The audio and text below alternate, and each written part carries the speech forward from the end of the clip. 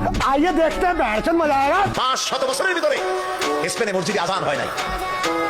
আজকে বলতে খুব দুঃখ লাগে, ওরা দাবি করে ওরা নাকি ওয়েস্টার্ন সিভিলাইজেশন, ওরা পাশ্চাত্য সভ্যতার দাবিদার। মসজিদের মিনারের প্রত্যেকটা খোপে এক একটা মূর্তি দাঁড়ায় আছে। জুতা পায়ে দিয়ে অর্ধলঙ্গ নারী পুরুষ মসজিদের মধ্যে ঢুকতেছে। বুক ফেটে শুধু কান্নাই আসতে লাগলো। এইখানে আমার সাথীদের একজন নামাজ পড়তে চাইলো, 2 রাকাত নামাজ পড়বে।